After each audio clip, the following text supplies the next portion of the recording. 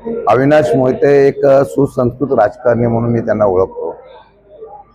आज मला वाटतं की महाराष्ट्राच्या राजकारणामध्ये अशा प्रकारचे व्यक्तिमत्व, अशा प्रकारची माणसं फार कमी असतात। मला आठवतंय की मी ज्यावेळेला वेगवेगळ्या प्रकारच्या निवडणुकीला उभा राहतो, लोकसभेच्या निवडणुकीला उभा राहिलो असेल, त्यावेळेला सुद्धा अविनाश मोहितेंनी रात्रंदिवस माझ्यासाठी प्रयत्न केलेला आहे।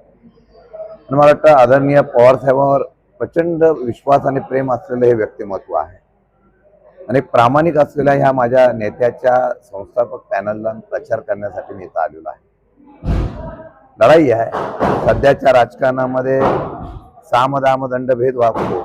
ज्यावेळेला लोकक्रांती करता इतिहास होतो। मला वाटतं की कृष्णा कारखान्याच्या माध्यमातून इतिहास होईल, लोकक्रांती करतील आणि हे पॅनल आमचं निवडून येईल अशा प्रकारचा मला विश्वास आहे। थँक्यू।